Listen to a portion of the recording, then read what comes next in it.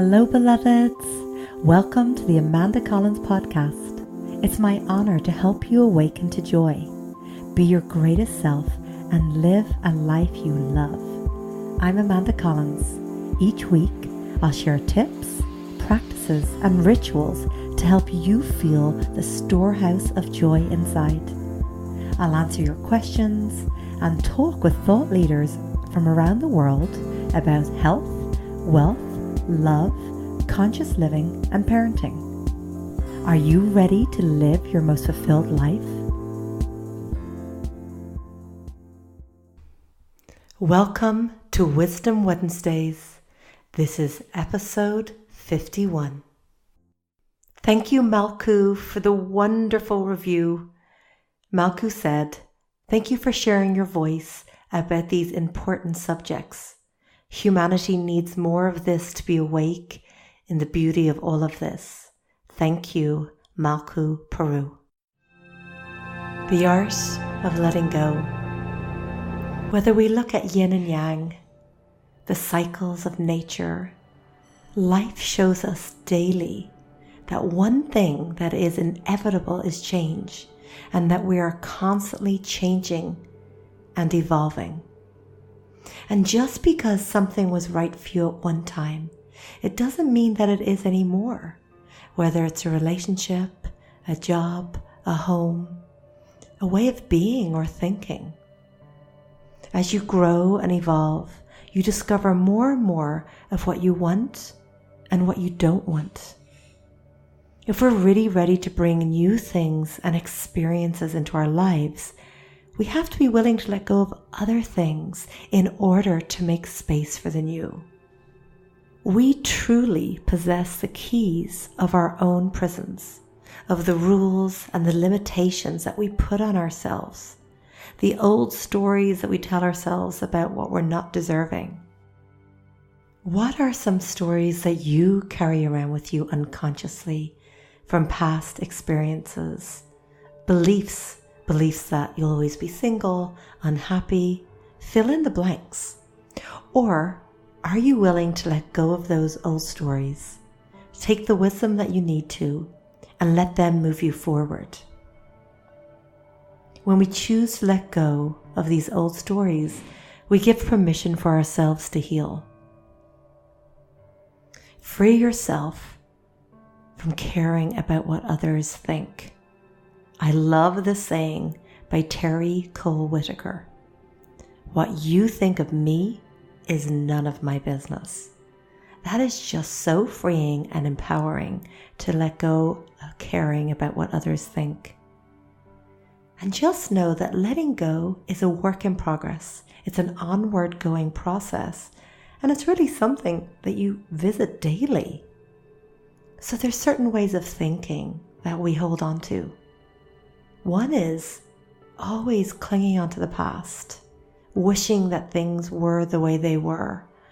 You know, from moving from Ireland to America and America back to Ireland a couple of years ago, sometimes I feel myself going, "Oh, I miss this about San Diego with the yoga studios and the restaurants in every corner, but now I have forests and mountains on every corner."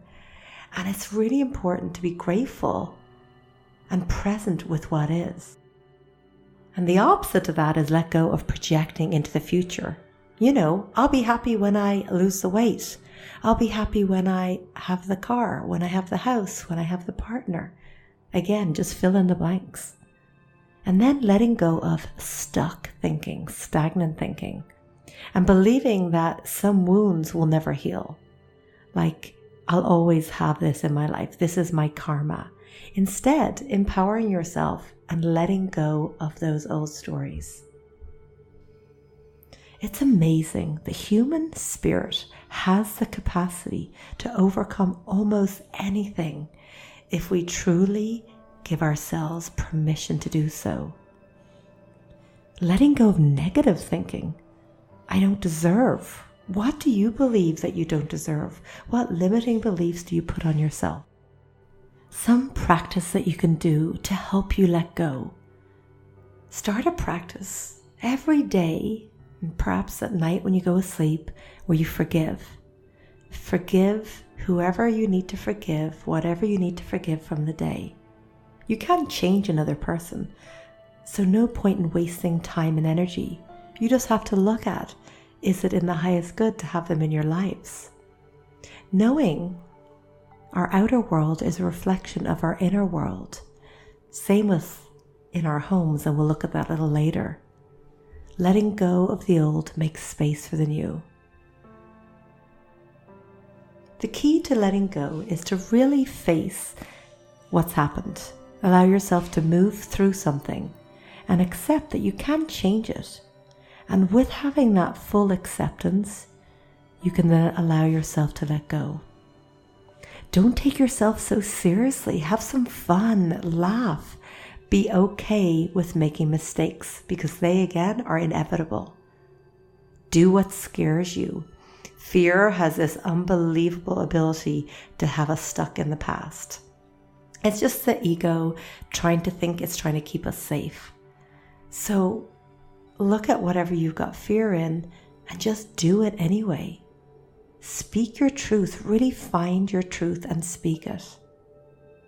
Forgive yourself. Free yourself from resentments and unwillingness. Give yourself your own key to freedom. Meditation and yoga are really powerful to bring you into the present moment. And when you are in the present moment, the past is the past. The future you're not worrying about. Because remember, when we're worrying about things of the future, it's like a prayer for what we do not want. Another powerful tool is be aware of when you allow being attached, overly attached to things the way you think things should go. Watch how it creates unhappiness in your life. For example, you've got plans to go somewhere with friends. The plans get cancelled. And instead of just going with the flow and just trusting and going about your day, you allow that to take you over because you've become overly attached to the way things should be. I always just close my eyes and imagine a waterfall flowing over me and just allowing myself to be in that flow. Another powerful tool is to make a list of accomplishments, even the small ones, and look at that daily. It is a powerful way of allowing you to see how you're moving forward. Emotions are so powerful as they go into our cells. So when you feel emotions arising, feel them, express them, cry if you need to cry, breathe if you need to breathe, vent if you need to vent, and then let it go and move on. Think to yourself, am I the thoughts I think, or am I that which is aware of thinking? So the key is to become aware of your thoughts and not allowing them to consume you. Inhaling and exhaling. Our breath is one of the most powerful tools to drop us into the present moment, to help us release any stored energy in our emotions, our physical body, our energetic body. Take time throughout the day to take deep breaths. Give deep gratitude for all in your life. Again, that brings you into the present moment and allows you to see the beauty and the bounty all around. Some rituals that I love to work with to support letting go. The unsent letter. If there's somebody that you really want to forgive and release the energy around, write them a letter. It doesn't need to be something that's ever sent. And sometimes people like to write the response that they would like to hear, as it allows them to let go of whatever that experience or the feelings are. And sometimes these letters can be written as many times as you want until you feel that you've finally released. I love on a full moon or at any time to write down what it is you want to let go of and then place it in the fire and let it burn and turn to ashes and then go back into the earth. Another practice is try to imagine 5 years from now, 10 years from now, what's really important and what do you really want to be holding on to? How will that serve you? And then, of course, clearing clutter from your home. Our homes are just outwardly expressions of how we're feeling on the inside. And we spend up to 80% of our time inside. So thinking about the effects that our home has on us. So I'm going to invite you to walk throughout your home and notice how you feel. Look around your home at the artwork, the statues, and do they represent who you are now and where and how you aspire to grow and expand? Take a look around your home. And really, ideally, we want to love everything that's in our space. And if not, it has no right in being in our sacred space. So I'm going to invite you to spend some time to clear out anything in your home that you do not use, need, and love. I think an amazing place to start is the closet. Step inside your closet, touch your clothes, try on your clothes, do a fashion show if you want. And if you haven't worn it in a year, let it go. If there's stains, buttons are missing, and you're not getting it fixed, let it go. Keep asking yourself, do I need it? Do I use it? And do I love it? Just like the lovely Marie Kondo says, pick up every item one at a time and ask yourself, does it spark joy? Your body will tell you, you'll know by picking it up. And if it doesn't, perhaps choose to let it go. Knowing that clutter is not going to magically walk out of your home. It's something that you have to choose, to consciously choose to create the intention to do. Then the practical steps are making time to clear the clutter and also preparing yourself. Having boxes, one that goes to charity, one that goes to recycling, and one that possibly may just be for trash.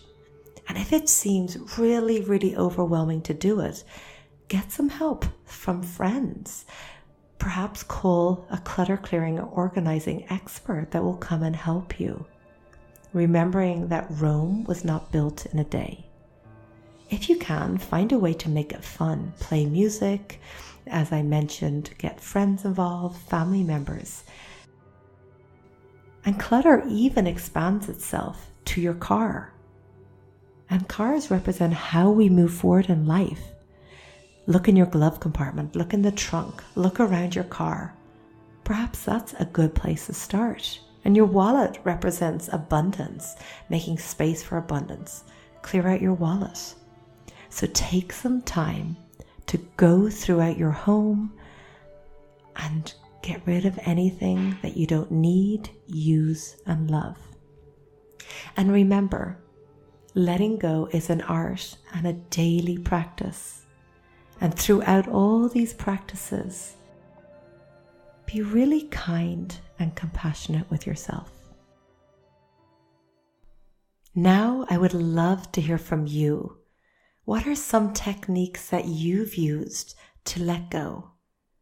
Remember, by sharing your story might be just what someone else needs to read to have their breakthrough. Each month, I leave free new moon meditations. Head over to amandacollins.com. There you'll find the registration link. If you would like to be the next review that I read, please head over to iTunes and leave me a 5-star review. I would be so grateful. If there's someone in your life that you feel could benefit from this episode, please share it with them now.